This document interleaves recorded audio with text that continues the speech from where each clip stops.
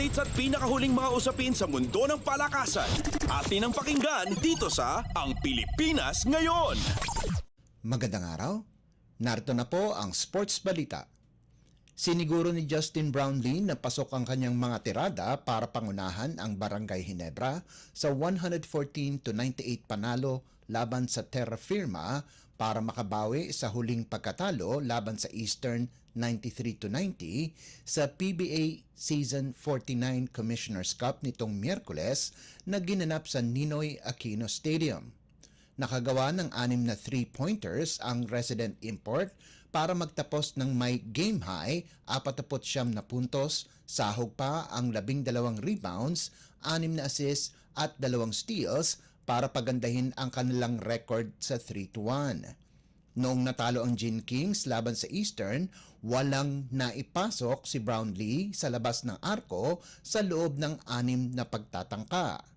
Malaki naman ang ambag na ibinigay ni RJ Abarientos sa nagawa nitong 18 puntos, 6 na assists, 2 rebounds at 2 steals, habang nakakuha din ng tulong mula kay Troy Rosario na nagtapos na may 17 markers, 5 boards, 2 assists, 1 steal at 1 tapal na malaking tulong dahil hindi nakapaglaro sina Japeth Aguilar at Stephen Holt.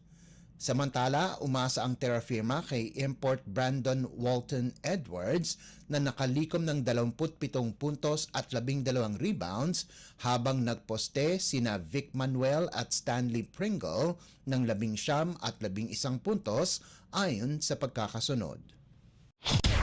Updates at pinakahuling mga usapin sa mundo ng palakasan. Atin ang pakinggan dito sa Ang Pilipinas Ngayon.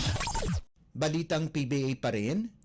Nabuhay sa tamang oras si Andre Karakot para salbahin ang Rain or Shine laban sa Magnolia 102-100 para palawigin ang sunod-sunod na panalo ng Elasto Painters.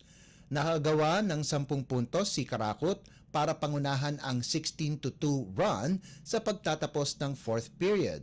Nagtapos si Karakot ng may 15 puntos, 3 assists at 2 rebounds para tulungan ang Elasto Painters na kunin ang kanilang ikatlong sunod-sunod na panalo para sa 3-1 baraha. Ang Hotshots sa kabilang banda ay nakuha ang kanilang ika-4 na talo sa loob ng 5 laro. Pinangunahan ni import Dion Thompson ang Rain or Shine sa nakuha nitong double-double na may 18 puntos at 15 rebounds, kasama pa ang 1 assist, 3 steals at 3 tapal, habang nagambag si Santi Santillan ng 17 markers, 3 rebounds, 2 assist, 1 steal at 1 tapal. Nanguna naman si import Ricardo Ratliff para sa Magnolia sa nalikom nitong 27 puntos, 13 rebounds, 2 assists, 2 steals at 1 block, subalit na fouled out ito nang may 2 minuto at 46 na segundo na lamang ang nalalabi sa laban. Nakagawa naman ng 21 at 18 markers sina Ian Sangalang at Mark Baroka ayon sa pagkakasunod para sa talo ng Hotshots. Updates at pinakahuling mga usapin sa mundo ng palakasan. Atin ang pakinggan dito sa Ang Pilipinas Ngayon. Pagkatapos tulungan ang University of the Philippines na makuha ang korona sa UAAP Men's Basketball muli, nag-iisip pa rin si Quentin Miliora Brown kung anong susunod nitong hakbang. Sinabi ni Miliora Brown na bukas pa din siya na maglaro para sa Gilas Pilipinas o kaya'y maglaro sa PBA, pero sa ngayon ay tinitignan niya pa din kung ano ang mga oportunidad na posibleng dumating sa kanya.